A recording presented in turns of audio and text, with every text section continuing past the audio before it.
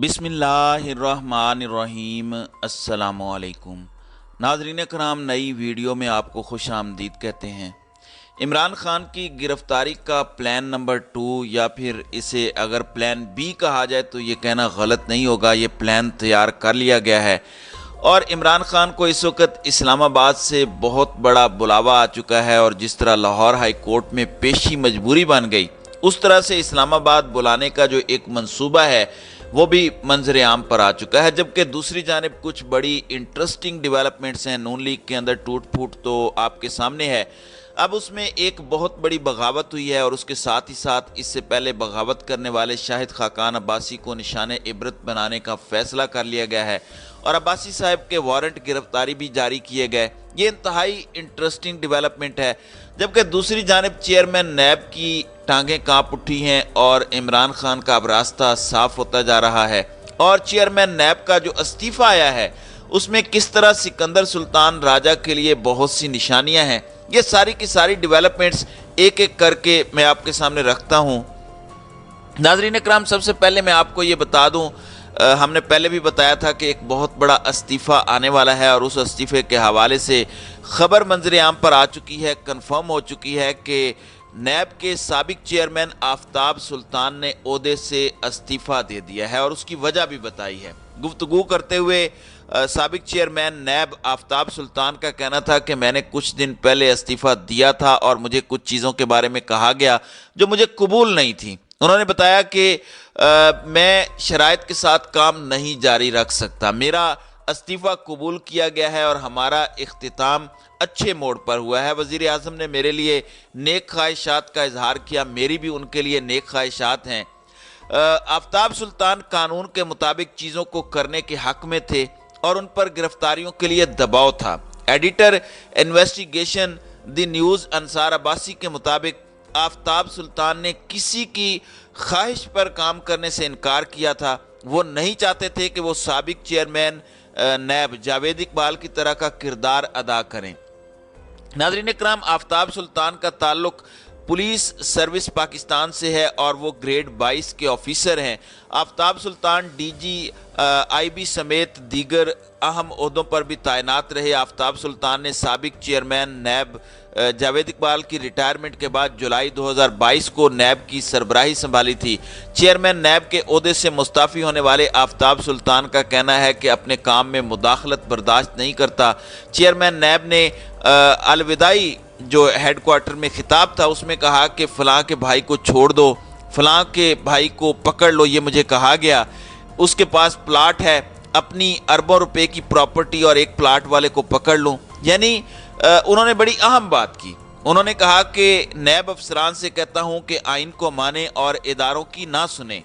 ना कुछ लेकर आया था और ना ही कुछ लेकर जा रहा हूं।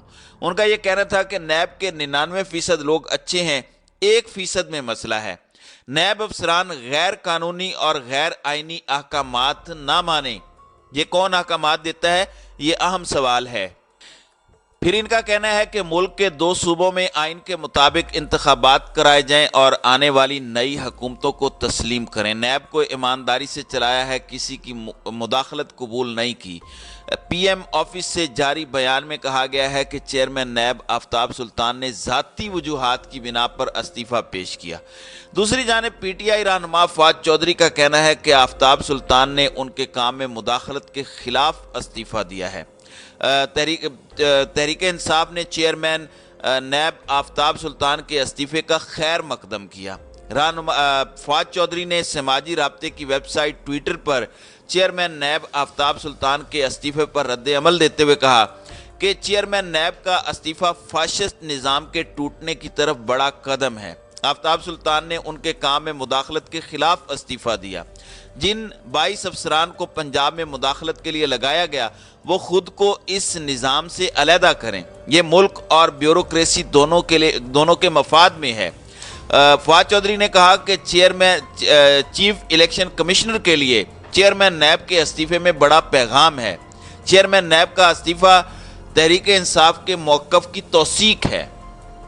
निज़ाम एहतसाब की तबाही एनआरओ देकर लाए गए मुजरमों का कलीदी ये हदफ है। मुजरमों ने سازش سے اقتدار ملتے ہی سب سے پہلے نیب کو تباہ کیا۔ اپنے 1100 ارب کی چوری بچانے کے لیے نیب قوانین میں شرمناک ترامیم کی، ادارے مجرموں کے اشاروں پر کھیلنے کی بجائے آئین اور قانون کی بالادستی کی راہ اختیار کریں۔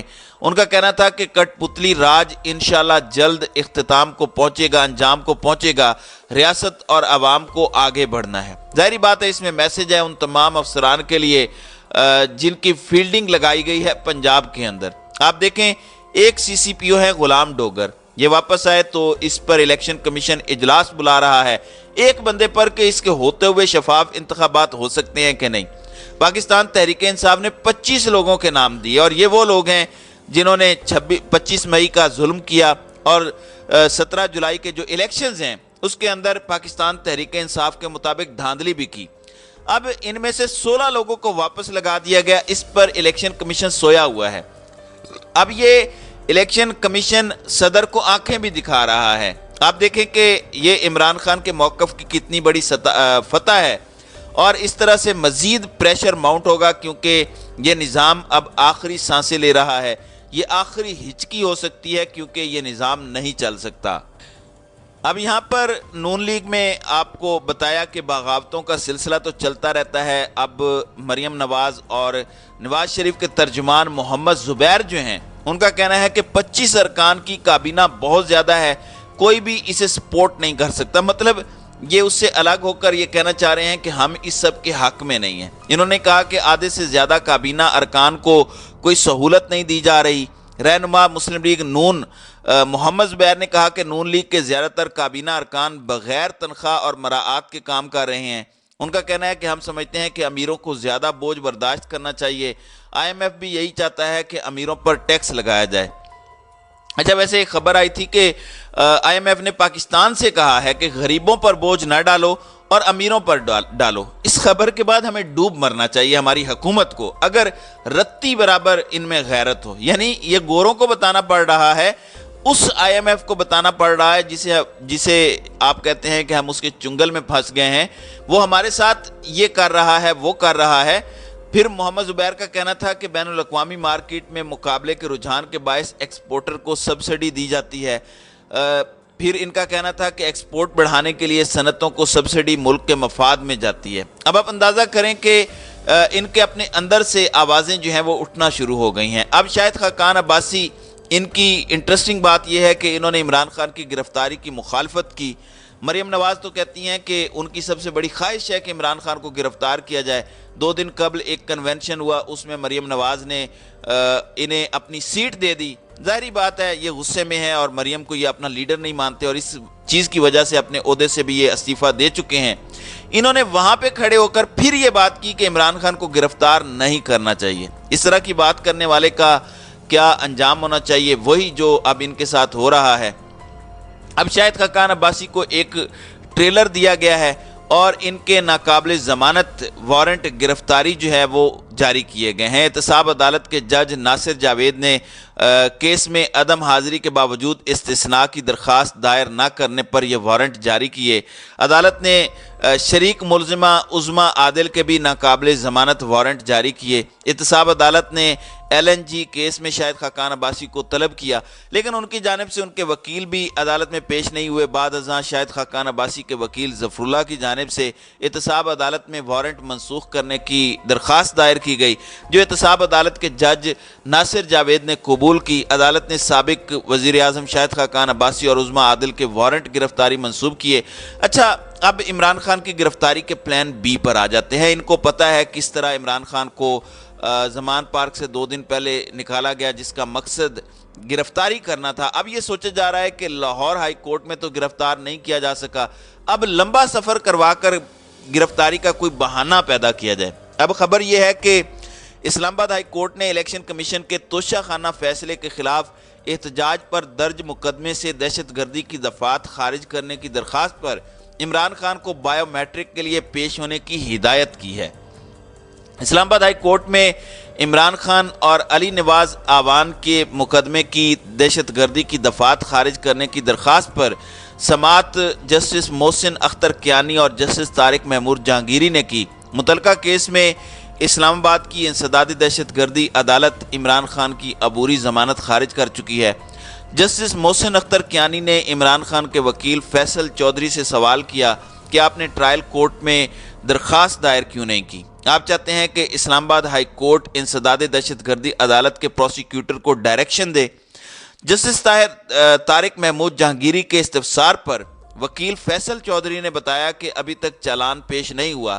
پروسیکیوٹر انسداد دہشت گردی عدالت کو ہم نے درخواست دی ہے۔ ہم نے کہا کہ سپریم کورٹ کے فیصلے کے مطابق یہ دفعہ حذف کی جائے۔ عدالت نے عمران خان کے وکیل سے سوال کیا کہ کیا پروسیکیوٹر کو ہم ہدایت دیں گے؟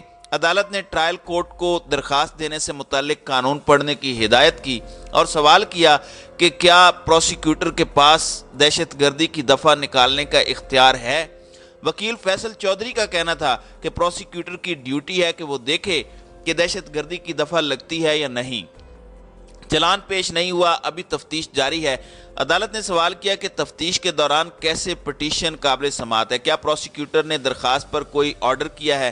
عدالت نے دہشت گردی کی دفعات حذف کرنے کی عمران خان کی درخواست پر رجسٹرار آفس کے اعتراضات برقرار رکھتے ہوئے فیصلہ سنا دیا۔ خیال رہے کہ رجسٹرار اسلام آباد ہائی کورٹ نے دہشت گردی کی دفعات نکالنے کی درخواست پر 3 اعتراضات عائد کیے تھے۔ رجسٹرار کا اعتراض تھا کہ عمران خان نے بائیو میٹرک نہیں کرائی، انسداد دہشت گردی عدالت میں زیر التوا مقدمے کی دستاویزات منسلک نہیں کی، ٹرائل کورٹ سے رجوع کیے بغیر پٹیشن کیسے قابل سماعت ہے۔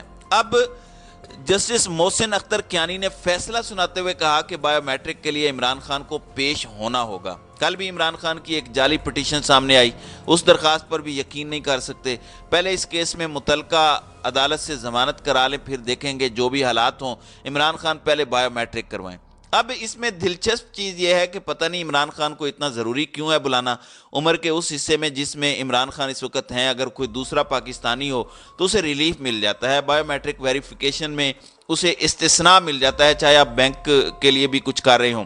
اب اس میں اپیرنٹلی اگر عمران خان اسلام آباد آتے ہیں تو ایک بہت بڑے قافلے کی صورت میں یا لانگ مارچ کی صورت میں آنا پڑے گا، ورنہ تو یہ گرفتاری ڈال دیں گے۔